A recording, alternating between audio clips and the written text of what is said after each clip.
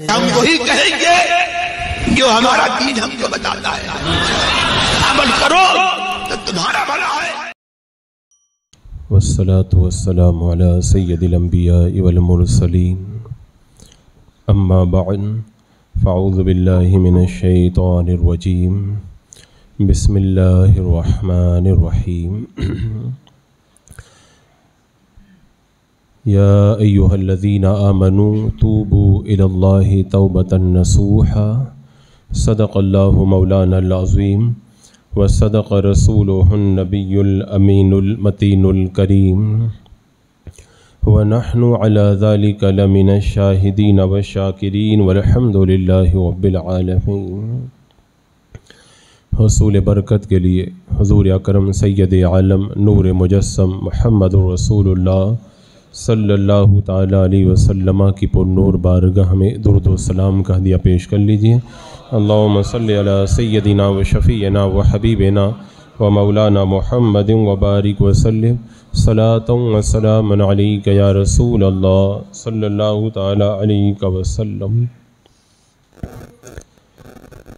ہر وقت نیکی کرنا یہ فرشتوں کی صفت ہے، اور صرف برائی ہی برائی کرنا یہ شیطان کا کام ہے، اور کبھی اچھائی کرنا اور کبھی برے کاموں میں مبتلا ہو جانا یہ انسان کی صفت ہے۔ مگر اللہ تبارک و تعالیٰ نے انسانوں میں انبیاء کرام کو معصوم فرمایا، وہ گناہ نہیں کرتے، یا اللہ تبارک و تعالیٰ اپنے جن محبوب بندوں کو گناہوں سے بچاتا ہے وہ گناہوں سے محفوظ رہتے ہیں، ورنہ گناہ کا سرزد ہونا یہ انسان کی ایک صفت ہے اور وہ گناہ کرتا ہی ہے عموماً۔ لیکن اللہ تبارک و تعالیٰ بڑا کریم ہے، بندہ چاہے جتنے بھی گناہ کرے رب کی بارگاہ میں آ جائے تو اللہ تبارک و تعالیٰ گناہوں کو معاف فرما دیتا ہے اور اس بندے سے راضی ہو جاتا ہے۔ بندہ جب اپنے رب کو ناراض کر دے گناہ کر کے تو پھر اس کے لیے یہی ایک راستہ رہتا ہے کہ وہ توبہ کر کے استغفار کر کے اپنے رب کو منا لے، اپنے رب کو منانے میں تاخیر نہ کرے۔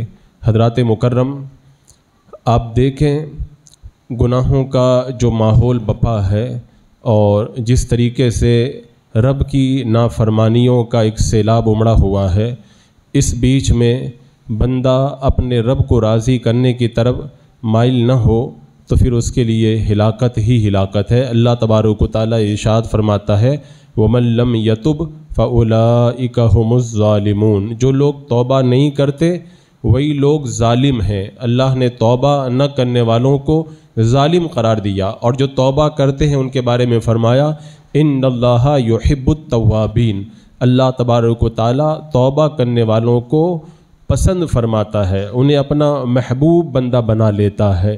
آج دنیا کے اندر جس انداز کے اندر گناہوں کا ماحول بپا ہے، بار بار تقریریں کی جاتی ہیں، لوگوں کو نیکیوں کی دعوت دی جاتی ہے، گناہوں کو ترک کرنے کے لیے کہا جاتا ہے، لیکن ساری تقریریں، سارے واعظ و نصیحت سب کچھ دھرے کے دھرے رہ جاتے ہیں جب شیطان کے حربے آگے آتے ہیں۔ کیونکہ جب اللہ تبارک و تعالیٰ نے شیطان کو اپنی بارگاہ سے مردود کیا تھا تو شیطان نے کہا تھا اے پروردگار عالم، تیری عزت اور تیرے جلال کی قسم، میں ہمیشہ تیرے بندوں کو گمراہ کرتا رہوں گا۔ تو رب نے فرمایا تھا میری عزت اور میرے جلال کی قسم، جب تک میرے بندے مجھ سے معافی طلب کرتے رہیں گے تب تک میں ان کو معاف کرتا رہوں گا۔ تو شیطان کا کام ہے گمراہ کرنا، گناہوں میں مبتلا کرنا، اور رب کا یہ کرم ہے کہ بندے جب جب رب کی بارگاہ میں آئیں گے تب تک اللہ تعالیٰ ان کو معاف فرمائے گا۔ اور بندوں کو منانا بڑا مشکل کام ہے، اگر بندے روٹ جائیں تو ان کو راضی کرنا بہت مشکل کام ہے۔ کتنی بار ایسا ہوتا ہے رشتہ دار روٹ جاتے ہیں، مانتے نہیں، گھر والے ناراض ہو جاتے ہیں، مہینوں لگ جاتے ہیں منانے میں، دوست روٹ جاتا ہے، کبھی کبھی ساری زندگی مان نہیں پاتا، لیکن اللہ کو منانا بڑا آسان ہے، اللہ کو راضی کرنا بڑا آسان ہے۔ ایک بندہ بنی اسرائیل کا بہت گناہ کرتا، لیکن گناہ کرتا پھر توبہ کرتا، پھر گناہ کرتا پھر توبہ کرتا۔ رب نے حضرت موسیٰ علیہ السلام کے پاس وحی بھیجی کہ اے موسیٰ اس سے کہہ دو کہ اب میں تجھ سے ناراض ہوں، اب میں تجھے اپنی بارگاہ میں قبول نہیں کروں گا۔ اب جب اس نے سنا کہ رب مجھ سے بار بار توبہ توڑنے کی وجہ سے ناراض ہو گیا، تو وہ بندہ جنگل میں چلا گیا اور جنگل میں جا کر کے رو کر کے رب کی بارگاہ میں یہ عرض کرنے لگا، مولا کیا تیری رحمت کے خزانے کم ہو گئے ہیں؟ اے پروردگار عالم، کیا میرے گناہ کی وجہ سے تم مجھ سے بہت زیادہ ناراض ہو گیا؟ اے مولا، کیا تیری بخشش کے خزانے ختم ہو گئے؟ اس نے اپنے انداز کے اندر اپنے رب کی بارگاہ میں عرض کیا، مولا تیری رحمت بڑی ہے یا میرا جو ہے وہ گناہ بڑا ہے؟ کہنے لگا، پروردگار عالم اگر تو نہیں اگر راضی ہوگا تو پھر میں کہاں جاؤں گا؟ میں کس سے جا کر کے کہوں گا؟ اور پھر تو نہیں سنے گا تو پھر میری کون سنے گا؟ جب اس انداز کے اندر اس بار بار توبہ توڑنے والے بندے نے رب کو منایا نا، رب نے حضرت موسیٰ علیہ السلام کے پاس وحی بھیجی اور جا کر کے اس سے کہہ دو کہ تو نے اللہ کے معاف کرنے اور اللہ تبارک و تعالیٰ کی رحمت کو پہچان لیا ہے۔ اگر تیرے گناہوں سے زمین بھر جائے اور پھر بھی تو میری بارگاہ میں توبہ کرے تو میں تیری توبہ کو قبول فرما لوں گا۔ یعنی اتنے زیادہ بندہ گناہ کر کے پھر بھی بارگاہ مولا میں آئے تو اللہ تبارک و تعالیٰ اس بندے کو معاف کرتا ہے۔ لیکن آج ہمارا معاملہ بڑا عجیب و غریب ہے، اگر اپنا کوئی ناراض ہو جائے ہم بے چین ہو جاتے ہیں، اپنا کوئی قریبی اگر روٹ جائے ہم پریشان ہو جاتے ہیں، منانے کے لیے کتنے جتن کرتے ہیں، لیکن کتنا افسوس ہے گناہ کریں اور گناہ کرنے کی وجہ سے رب ہم سے ناراض ہو جائے اور پھر اس کو کہا جائے نا کہ توبہ کر لو۔ توبہ کا مطلب کیا ہوتا ہے؟ توبہ کا مطلب یہ ہوتا ہے کہ اللہ کی نافرمانی کر کے جو رب کو ناراض کیا ہے دوبارہ اس کو منا لینا، یہ توبہ کا ایک آسان معنی ہے۔ رب روٹ گیا ہے، رب کو دوبارہ راضی کر لینا، اسی کا نام توبہ ہے۔ تو بندہ روٹ جائے تو اس کو منانے کے لیے بندہ کتنے جتن اور کتنی کوششیں کرے، اور رب جب ناراض ہو جائے تو اس کو ہم سمجھاتے ہیں کہ دیکھو تم نے گناہ کیے، توبہ کر لو، تو معلوم ہے وہ کیا کہتا ہے؟ ہاں میں کوشش کر رہا ہوں، ہاں میں انشاءاللہ توبہ کر لوں گا، کبھی 2 سال، کبھی 4 سال، کبھی 10 سال۔ یہ بڑا جو ہے وہ ایک ایسا نقطہ ہے جہاں پر بندے کو کانپ جانا چاہیے۔ اپنا روٹ جائے 5 منٹ کے اندر بے چین ہو جائیں، جلدی منائیں، اور اللہ ناراض ہو جائے تو اتنے بے پرواہ ہو جائیں کہ ہاں دیکھوں گا، مناؤں گا۔ کیا اللہ تبارک و تعالیٰ کی پرواہ نہیں ہے بندے کے دل میں؟ اور اس کے بعد میں پھر بندہ یہ کہے کہ میں تو یہ دعا کرتا ہوں، یہ قبول نہیں ہوتا، وہ قبول نہیں ہوتا۔ رب فرماتا وما قدر اللہ حق قدری، لوگوں نے اللہ کی ویسی قدر نہیں کی جیسی قدر کرنے کا حق ہے۔ تو جب بندے اللہ کی قدر نہیں کرتے تو پھر اس کے بعد میں کیا ہوتا ہے؟ پھر بندہ جب رب کی بارگاہ میں آتا ہے تو اللہ بھی ایسے بندوں کی قدر نہیں فرماتا ہے۔ حضرات مکرم، گناہوں کے اس ماحول کے اندر بندے کو اللہ کی بارگاہ میں آنے کی بہت زیادہ ضرورت ہے۔ یہ ایک وقت ہے، ایک مہلت ہے، اگر اس بیچ میں بندہ آ جائے تب ٹھیک ہے، لیکن میرے آقا صلی اللہ تعالیٰ علیہ وسلم نے ارشاد فرمایا جب وقت غرغرہ آ جائے، جب موت کے سکرات طاری ہو جائیں، جان نکلنے کا وقت آ جائے، اس سے پہلے تک اگر کوئی بندہ توبہ کر لے رب توبہ قبول کرتا ہے، لیکن جب غرغرہ کا وقت آ جائے، جان حلق میں آ جائے، سکرات کا وقت آ جائے، اس کے بعد میں بندہ اگر توبہ کرے تو رب تبارک و تعالیٰ اس وقت بندے کی توبہ پھر قبول نہیں فرماتا ہے۔ پھر اس کے بعد میں بندہ رب کی بارگاہ میں کتنا بھی مانے، اب اس کے بعد میں اللہ تبارک و تعالیٰ اس سے راضی نہیں ہوتا۔ ایک بابا جی نے جو ہے وہ جنازے کی نماز پڑھائی، اور جنازہ پڑھانے کے بعد میں جتنے لوگ جنازے میں آئے تھے سب سے ایک بہت سیدھا سا سوال کیا، ایک بات یہ بتاؤ، ابھی ہم نے جو جنازے کی نماز ادا کی ہے، اگر اللہ تبارک و تعالیٰ اس مردے کو زندہ کر کے دوبارہ دنیا کے اندر واپس بھیج دے تو یہ مردہ دنیا میں آ کر کے کیا کرے گا؟ اب لوگ حیران ہو گئے کیا جواب دیں۔ اب ادھر سے آواز آئی کہ بڑا نیک بن جائے گا، دوسرا بولا اب آئے گا تو کبھی گناہ نہیں کرے گا، تیسرا بولا کہ اللہ کی بارگاہ میں اپنے گناہوں سے توبہ کرے گا۔ اپنے انداز میں وہ نوجوان وہ کہنے لگے کہ اب یہ بندہ اگر دنیا میں آ جائے تو پھر کبھی گناہ نہیں کرے گا، نیک بن جائے گا۔ تو بابا جی نے کہا سنو، یہ جو زمین کے اندر والا ہے یہ باہر نہیں آ سکتا ہے، تم لوگ ابھی زمین کے اوپر ہو، تم لوگ واپس اپنے گھروں میں جاؤ گے. یہ جو کام تم کہنے کے لیے کہہ رہے ہو یہ کام تم سب کر سکتے ہو. گناہوں سے بچنا تم کر سکتے ہو, یہ نہیں کر سکتا. نیک بننا یہ نہیں کر سکتا, تم لوگ کر سکتے ہو. بس صرف چند فٹ کا فاصلہ ہے. یہ چند فٹ کا جو فاصلہ ختم ہو جاتا ہے اور بندہ اوپر سے نیچے چلا جاتا ہے, پھر کچھ نہیں کر پاتا. اس کے پاس موقع ختم ہو گیا, تمہارے پاس میں موقع باقی ہے. تو حضرات بندہ غور کرے, بس اتنا سا فاصلہ ہے چند فٹ کا. جب تک یہ فاصلہ باقی ہے تب تک بندہ رب کی بارگاہ میں آئے, رب تبارک و تعالیٰ سے جو مانگے رب عطا کر دیتا ہے. لیکن جب یہ فاصلہ ختم ہو جائے, بندہ زمین کے نیچے چلا جائے, اس کے بعد میں جو کچھ بھی کرنا چاہے گا اسے کچھ کرنے کی مہلت نہیں دی جائے گی. رب کو منانے کا موسم اور رب کو منانے کا موقع آج ہے. حضرت بہلول دانا رضی اللہ تعالیٰ عنہ بڑے پائے کے مجذوب ہیں. مجذوب کو لوگ دیوانہ کہتے ہیں, لیکن اس کے پاس اتنی عقل ہوتی ہے دنیا بھر کے جو عام طور پہ دانا کہلاتے ہیں اس کی عقل کے برابر نہیں پہنچتے ہیں.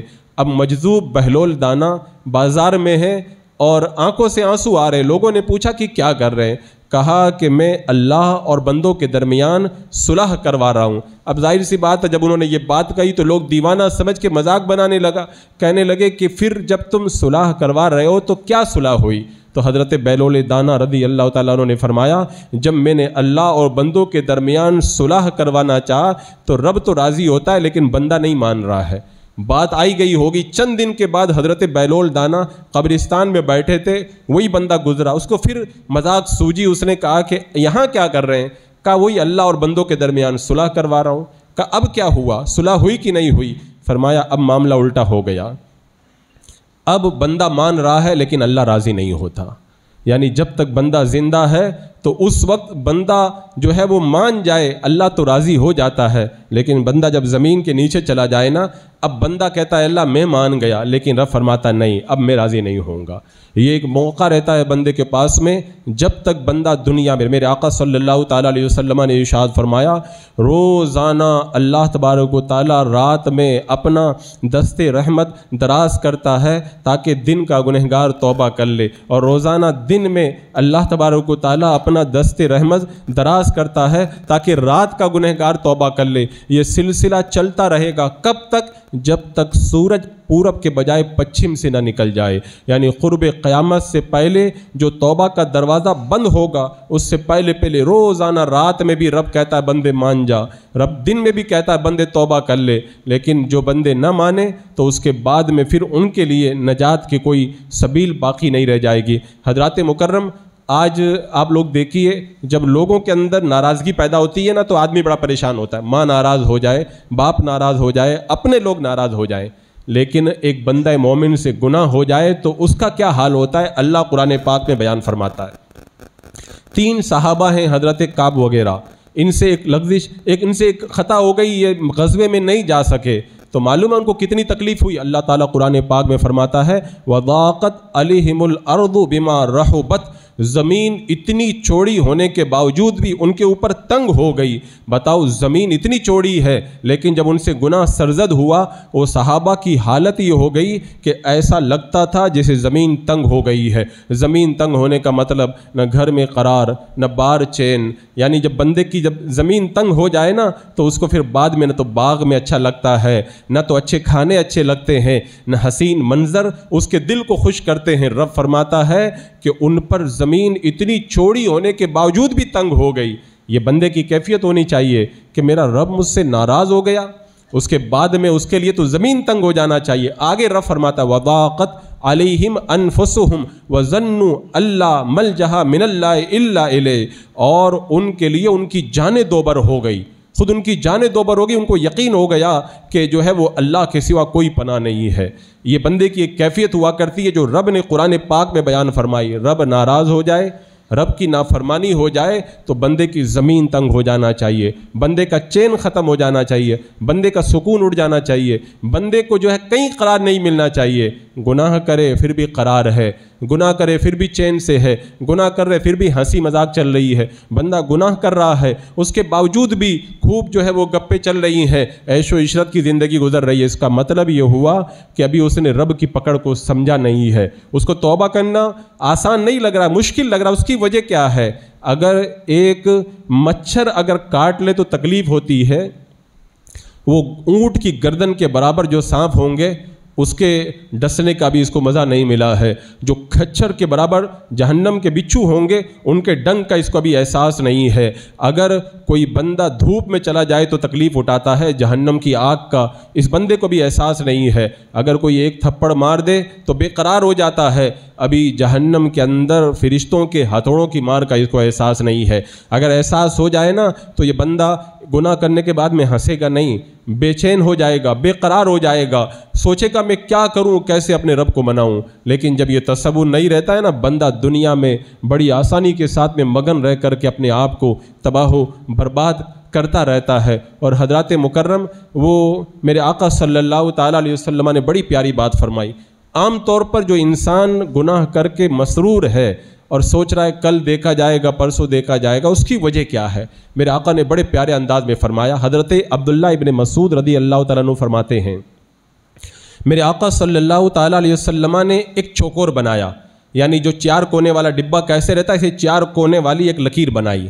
اس کے بیچ کے اندر میرے آقا صلی اللہ تعالیٰ علیہ وسلم نے چھوٹی چھوٹی لکیریں بنائی، اور اس کے بعد میں جو 4 کونے والا ڈبہ تھا اس کے بعد میں ایک بڑی لکیر بنائی۔ اور پھر میرے آقا علیہ السلام نے کتنے پیارے انداز میں سمجھایا، وہ 4 کونے والے چوکور کے بیچوں بیچ میں اللہ کے رسول علیہ السلام نے انگلی رکھی، اور انگلی رکھ کر کے بتایا یہ انسان ہے، یہ انسان ہے۔ اور پھر اس ڈبے کے اندر اس انسان کے چاروں طرف لکیریں ہیں۔ میرے آقا نے فرمایا یہ جو لکیریں ہیں نا، یہ حادثات ہیں، کبھی انسان کو یہ حادثہ پیش آیا مر گیا، یہ حادثہ پیش آیا دنیا سے چلا گیا، یہ ایکسیڈنٹ ہو گیا، یہ بیماری آ گئی، یہ سب حادثات سے انسان گھرا ہوا ہے۔ اگر ان حادثات سے انسان بچ گیا تو پھر بڑھاپے کا حملہ ہوگا، اور پھر یہ جو 4 کونے والا ڈبہ ہے نا، یہ موت ہے، وہ آ کر کے انسان کو دبوچ لیتی ہے۔ پھر میرے آقا نے فرمایا جو ڈبے کے باہر یہ جو لکیر ہے نا، یہ ہے انسان کی آرزو، انسان کی امیدیں۔ موت کے اندر انسان گھرا ہوا ہے، اس کی آرزویں باہر ٹہل رہی ہیں، انسان مر جاتا ہے، اس کی آرزویں اور امیدیں پوری نہیں ہو پاتی ہے۔ اور انسان جو توبہ میں تاخیر کرتا ہے اور رب کی بارگاہ میں آنے میں جو تاخیر کرتا ہے نا، اس کی وجہ یہی ہے، وہ لمبی امید لگا کر کے بیٹھا ہے۔ کیوں؟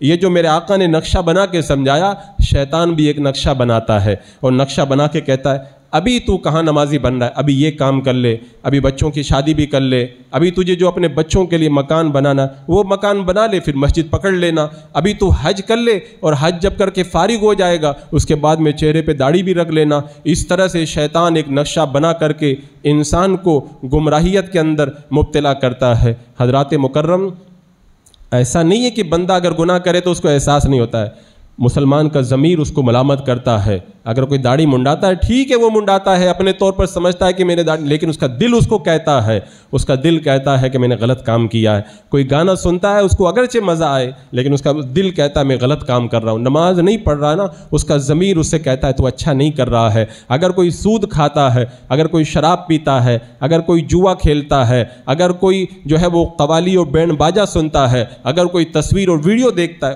اس کا دل اندر سے اس کو ملامت کرتا ہے، میرے آقا نے ان کو حرام قرار دیا، ان سے منع فرمایا، میں غلط کر رہا ہوں۔ لیکن اس کے باوجود انسان کیوں نہیں توبہ کرتا، کیوں نہیں سدھرتا؟ وہ اس لیے کہ اس کو آرزویں گھیر کر کے لے لیتی ہیں۔ کبھی اپنے بچوں کے چکر میں پھنس جاتا ہے، کبھی دوستوں کے چکر میں، کبھی کہتا ہے شادی کروں گا اپنے بچیوں کی، کبھی کہتا ہے کہ میں مکان بناؤں گا۔ یہ ساری آرزویں اس کو گھیر کر کے رکھتی ہیں۔ میں کہتا ہوں جس مال کی وجہ سے بندہ اپنے رب کو منانے میں تاخیر کر رہا ہے، یہ مال ڈھلتا ہوا سایہ ہے۔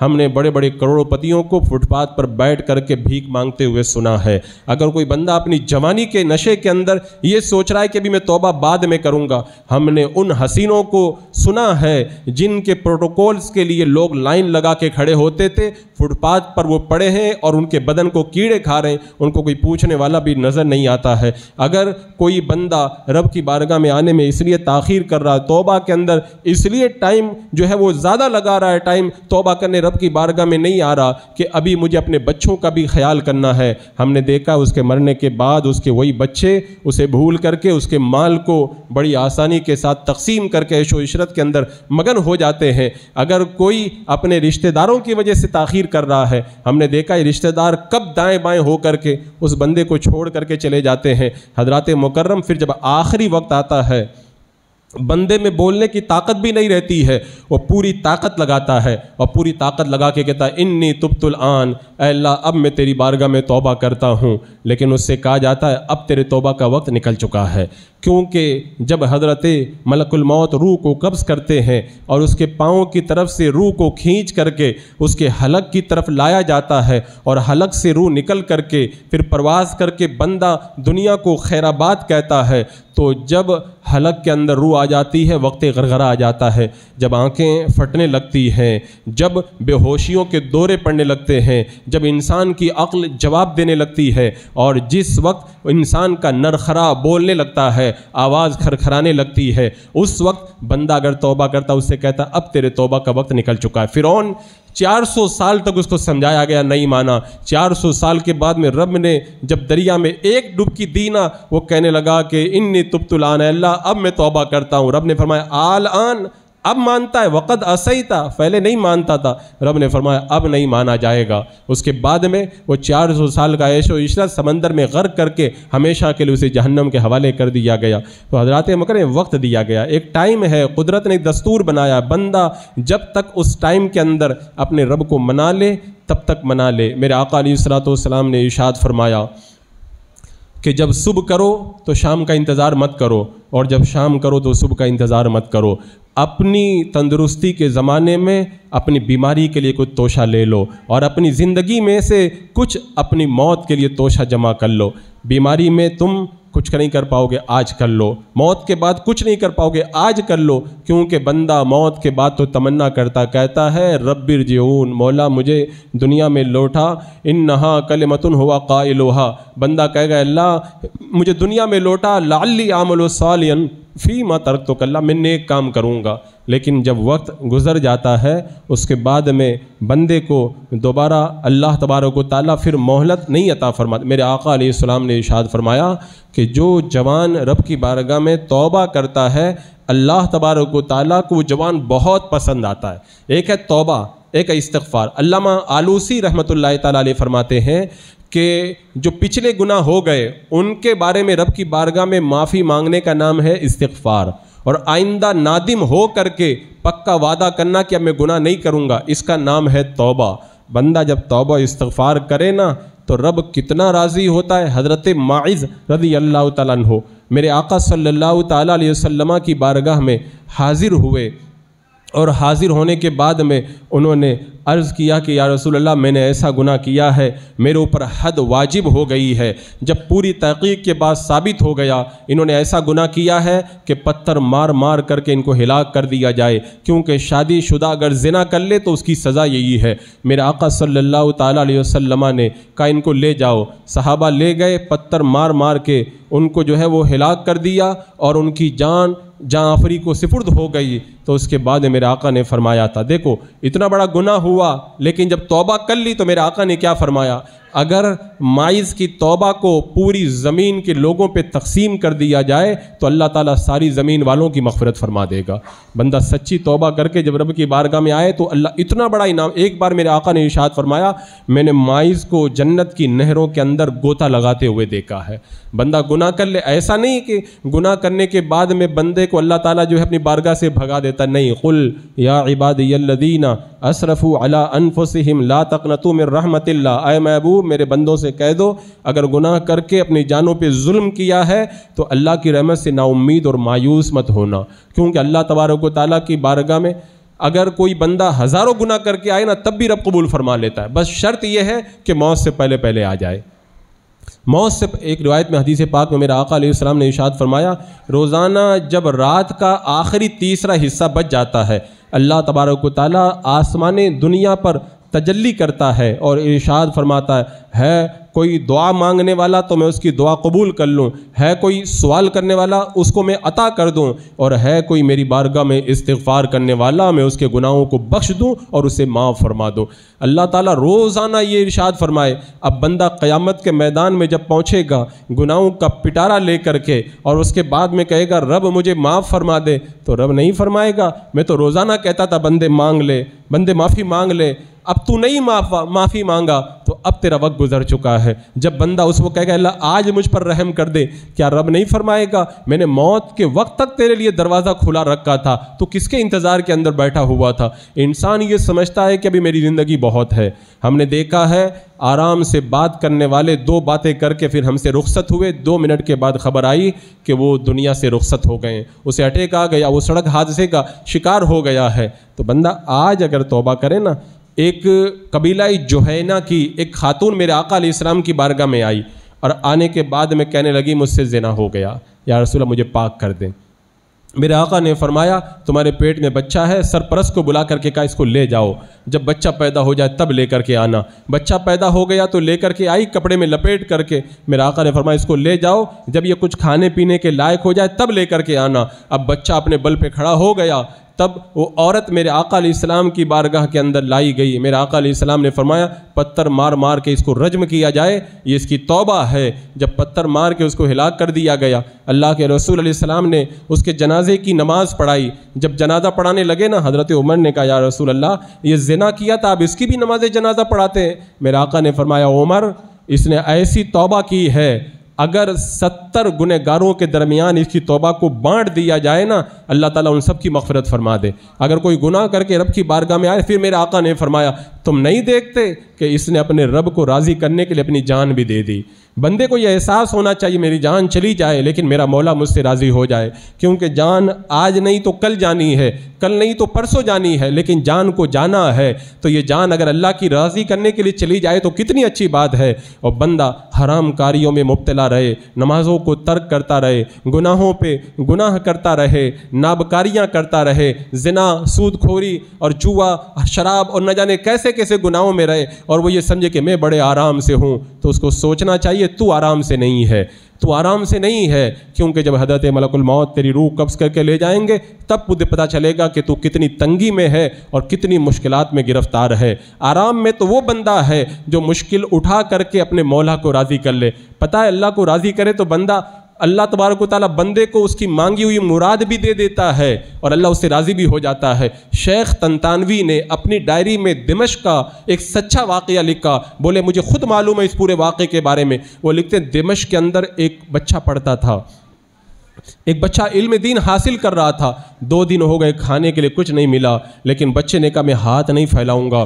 آخر جب تیسرا دن آیا، بے ہوشی طاری ہونے لگی، اس نے کہا شریعت اجازت دیتی ہے 3 دن تک اگر کھانے کے لیے کچھ نہ ملے تو اس کے بعد میں تو کچھ نہ کچھ کرنا چاہیے۔ اب وہ مکان جس مسجد میں پڑھتا تھا اس مسجد سے مکانوں کی چھتیں ملی ہوئی تھی، وہ اپنی مسجد کی چھت پہ چڑھا اور ایک ایک مکان کی چھت کو کودتا ہوا اندر جھانکتا ہوا گیا۔ ایک مکان میں دیکھا کہ اس کے اندر کوئی نہیں ہے، کھانے کی خوشبو آ رہی ہے۔ شیخ طنطاوی لکھتے ہیں وہ بچہ طالب علم 3 دن کا بھوکا تھا، خوشبو سونگی نا جب کھانے کی، وہ بےتاب ہو گیا، مکان کے اندر کود پڑا، کوئی نہیں تھا۔ وہ کچن کے اندر گیا، اندر اس نے ڈھکن کھولا تو بینگن تیار کیے ہوئے رکھے تھے، وہ گرم گرم بینگن تھے، بھوک کی وجہ سے اسے کچھ بھی نہیں سمجھ میں آ رہا تھا۔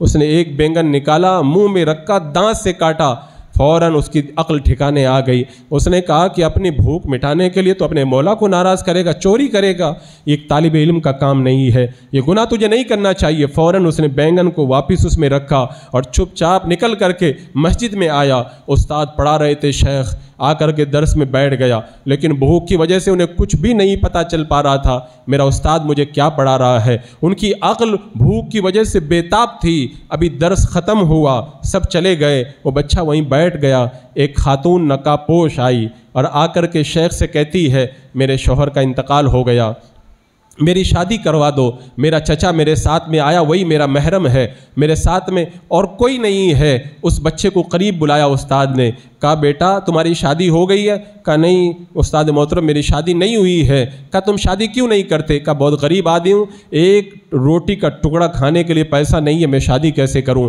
کہا کہ یہ عورت اس کا کوئی محرم نہیں ہے، ایک چچا ہے وہ ساتھ میں آیا ہے، اگر تمہاری اس کے ساتھ شادی کر دوں تو پھر تم راضی ہو؟ کہا اگر یہ راضی ہے تو میں بھی راضی ہوں۔ استاد نے فوراً نکاح پڑھایا، چچا اور اپنی بیوی کے ساتھ میں وہ بچہ جب نکلا، وہ عورت آگے آگے راستہ دکھاتے ہوئے اپنے مکان میں لے گئی۔ جب بچہ مکان کے اندر داخل ہوا نا، اس نے دیکھا یہ تو وہی مکان ہے جہاں پہ بینگن کھانے کے لیے میں کودا تھا۔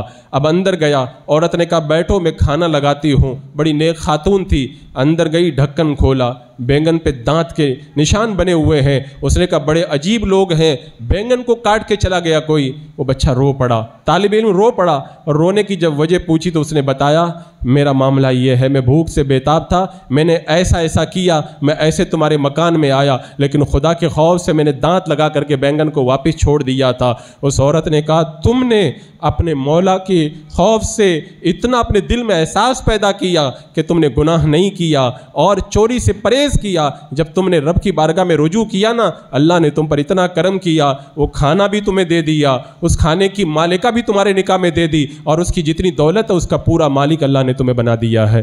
بندہ جب اللہ سے ڈرتا ہے نا تو اللہ تبارک و تعالیٰ اس کے لیے ایسی راہیں پیدا کرتا ہے جہاں بندہ گمان بھی نہیں کر سکتا کہ میرے لیے کوئی ایسی راہ پیدا ہوگی۔ اسی لیے ہمارے بزرگوں نے کہا غم ستائیں تو توبہ کرو، استغفار کرو۔ اگر اولاد نہ ہو توبہ استغفار کرو، اگر تمہارے رزق میں تنگی ہو جائے توبہ استغفار کرو، بارش نہ ہو توبہ استغفار کرو، رشتہ دار پریشان کریں توبہ استغفار کرو، اگر دنیا تنگ ہو جائے توبہ استغفار کرو، اگر اولاد ستائے توبہ استغفار کرو، دنیا کے سارے غم تمہیں گھیر لیں، زمین تم پر تنگ ہو جائے تو اس کی بارگاہ میں آ جاؤ جس نے زمین کو بھی پیدا کیا ہے اور تم کو بھی پیدا کیا ہے۔ جب اس کی بارگاہ میں آ کر کے رو کے کہو گے مولا مجھ سے غلطی ہوئی، مجھ سے خطا ہوئی، میرے آقا صلی اللہ تعالیٰ علیہ وسلم خطاب فرما رہے ہیں، ایک صحابی رو پڑے، میرے آقا نے فرمایا یہ رو رہے ہیں نا، اس کے رونے کی وجہ سے اگر ہمارے درمیان بڑے بڑے گنہگار بھی ہوتے تو اللہ تعالیٰ سب کے گناہوں کو معاف کر دیتا۔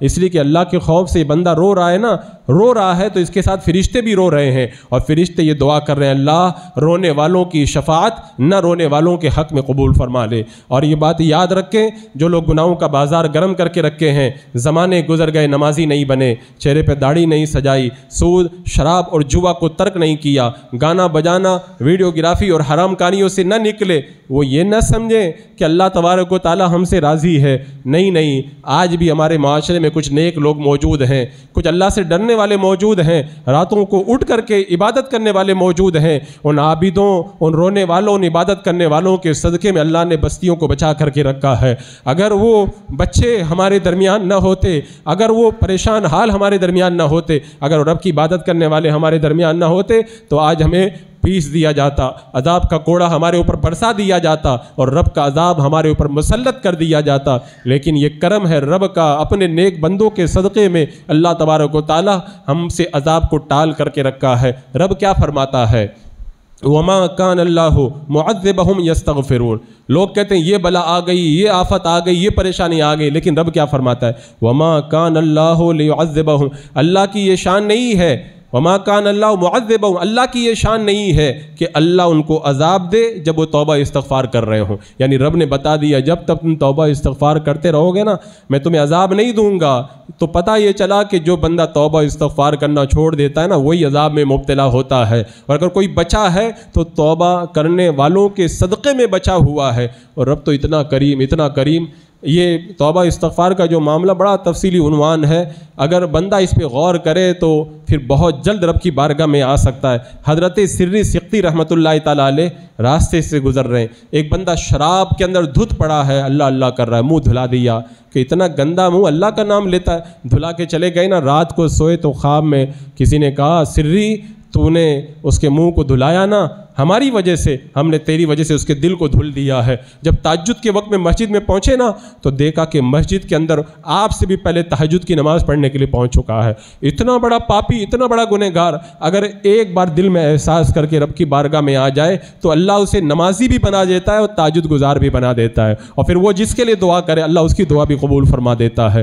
تو حضرات مکرم، رب کی رحمت بڑی وسیع ہے، رب کے خزانے بھرے ہوئے ہیں، رب کے خزانوں میں کوئی کمی نہیں ہے۔ بندہ بس خالی رب کی بارگاہ میں آئے، ایک بار آ جائے نا تو پھر اللہ کی رحمتیں جھوم کر کے اس بندے پر برسا کرتی ہیں۔ وہ جو آپ حضرات نے بنی اسرائیل کے ایک چور کا واقعہ، ایک قاتل کا واقعہ آپ لوگوں نے سنا جس نے 99 قتل کیے تھے، آپ سوچیں، اندازہ لگے جو آدمی 99 لوگوں کو قتل کر چکا ہو، کیا معاشرے اور سوسائٹی میں بات کرنے، منہ لگانے کے لائق ہوتا ہے وہ؟ ایسا بندہ بھی جب اس نے پوچھا عالم سے مسئلہ کہ کیا اللہ مجھے معاف کرے گا، کہا نہیں، تیری معافی نہیں ہے، اس نے اس عالم کو بھی قتل کیا، 100 لوگوں کا قاتل بن گیا۔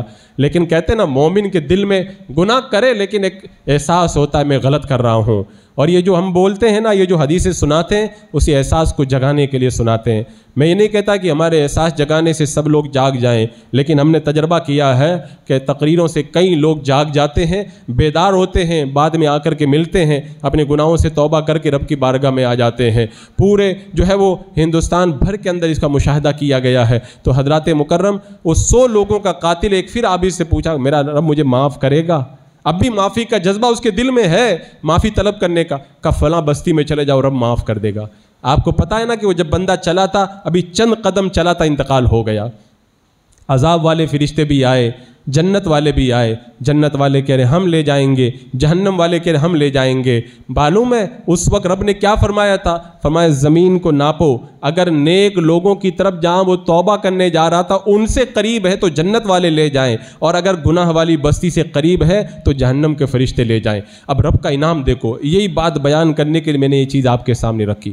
بندہ 100 لوگوں کا قاتل ہے، ابھی توبہ نہیں کیا، توبہ کرنے جا رہا۔ اللہ کتنا رحیم ہے، زمین سے کہتا ہے اے نیک لوگوں کے طرف والی زمین تو سمٹ جا، تاکہ میرا بندہ نیک لوگوں سے قریب ہو جائے، وہ جنت کا حقدار بن جائے۔ زمین سمٹ گئی، جب ناپا گیا تو نیک لوگوں سے ایک بالش قریب تھا، اللہ تبارک و تعالیٰ نے اس بندے کو بخش دیا، اسے جنت عطا فرما دی۔ 100 لوگوں کا قاتل اگر توبہ کا ارادہ بھی کر لینا، اللہ اتنا بڑا انعام اسے عطا فرماتا ہے۔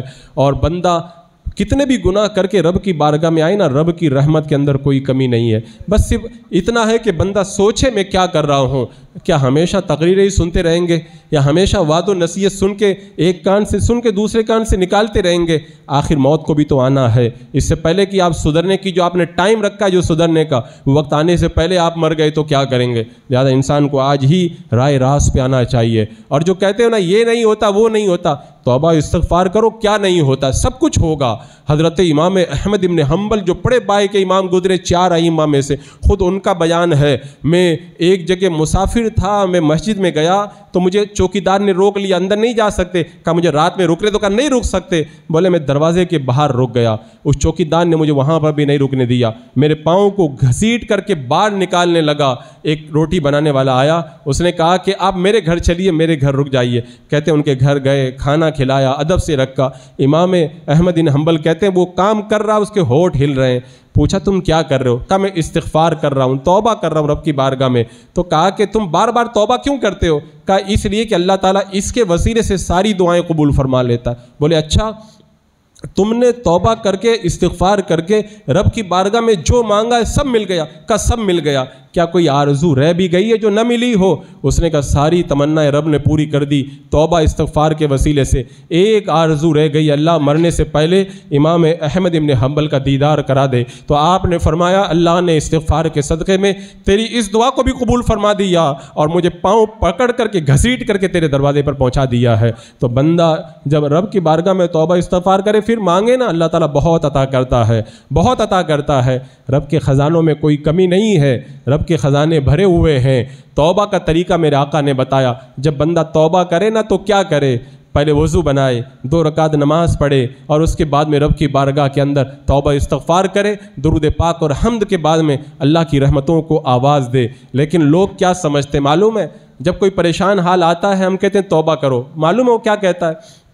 میں تو بہت توبہ کرتا ہوں کچھ نہیں ہوتا۔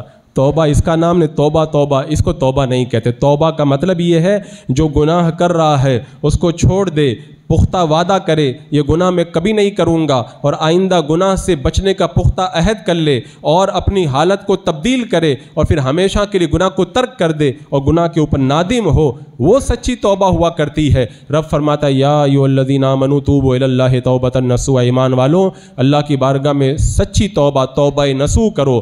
علماء فرماتے ہیں توبہ نصوح کا معنی یہ ہے کہ جس طرح بکری کے تھن میں سے جب دودھ نکال لیا جائے دوبارہ بکری کے تھن میں نہیں جاتا ہے، ایسے ہی جو بندہ توبہ کر لے پھر دوبارہ اس گناہ کی طرف کبھی بھی نہیں جاتا ہے جس گناہ سے اس نے توبہ کی ہے۔ لیکن ہمارے معاشرے میں آپ دیکھیں گناہوں کا بازار گرم محرم ہے. لوگ توبہ بھی کر رہے ہیں, گناہوں پہ گناہ بھی کر رہے ہیں, توبہ بھی کر رہے ہیں, گناہوں پہ گناہ بھی کر رہے ہیں. حضرات مکرم, زندگی بہت نہیں بچی ہے, وقت سمٹتا چلا جا رہا ہے. اس سے پہلے کہ موت کا فرشتہ ہمارے دروازے پہ دستک دے, ہماری روح کو قبض کرے, آنکھیں پترا جائیں, سانسیں اکھڑ جائیں اور پھر بے ہوشی کے دورے پڑنے لگے, نرخرا بولنے لگے, اس سے پہلے رب کی بارگاہ میں تائب ہو جاؤ.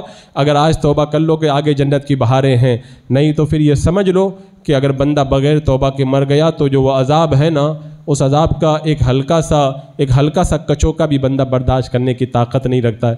رب کی بارگاہ میں سچی بے نمازی جو ہے وہ توبہ کریں, نمازی بن جائیں. جو سود خور ہیں وہ توبہ کریں, لوگوں کا مال لوٹائیں, سود خوری کو ترک کر دیں. جو گانے بجانے میں مصروف ہیں گانا بجانا ترک کریں. جو ڈھول باجا قوالی میں مصروف ہیں وہ قوالی سے جو ہے وہ توبہ کریں. کتنے ایسے لوگ ہیں جو گناہ بھی کر رہے ہیں اور گناہ کو نیکی سمجھ رہے ہیں, وہ کبھی بھی توبہ کرنے والے نہیں ہیں. جو لوگ قوالی سنتے ہیں سوچتے ہیں ہم لوگ بہت نیک کام کریں, وہ لوگ کیسے توبہ کریں گے؟ بندہ جب جرم کرے, اس کو پتا ہو کہ میں جرم کر رہا ہوں, تب توبہ کرے گا. اب جو آدمی ویڈیو بنا رہا ہے, ویڈیو دیکھ رہا ہے, وہ سمجھ رہا ہے میں تو بڑا نیک کام کر رہا ہوں, وہ کیسے توبہ کرے گا؟ وہ کبھی بھی توبہ نہیں کرے گا. وہ تو یہی کہے گا کہ مفتی صاحب نے بتایا ہے کہ جائز ہے, پیر صاحب نے بتایا. سب سے بڑے پیر میرے آقا صلی اللہ تعالیٰ علیہ وسلم ہے. اللہ کے رسول علیہ السلام نے حرام قرار دیا. اب قیامت کے دن یہ عذر لے کے جاؤ گے کہ پیر صاحب نے جائز کہا تھا, رب فرمائے گا میرے محبوب کا فرمان تیرے سامنے تھا, محبوب کے فرمان پہ کیوں نہیں عمل کیا؟ حضرات مکرم, رب کو راضی کر لو, یہی موقع ہے. اور آخری بات, اللہ کی بارگاہ میں توبہ کرنے کا ایک اچھا طریقہ ہے, میرے آقا کے وسیلے سے توبہ کرو. رب نے فرمایا وَلَوْ أَنَّهُمْ ظَلَمُوا أَنفُسَهُمْ جَاءُوكَ فَاسْتَغْفَرُوا لَهُ. گناہ کر لو نا, میرے محبوب کی بارگاہ میں آ کے توبہ کرو, پھر وہ میرا محبوب تمہارے لیے رب کی بارگاہ میں معافی طلب کرے گا, اللہ تمہیں معاف فرما دے گا. مجرم ہو تو منہ اشکوں سے دھوتے چلے آؤ, در تواب پہ روتے چلے آؤ. قرآن میں مذکور ہے بخشش کا طریقہ, سرکار کی دہلیز سے ہوتے چلے آؤ.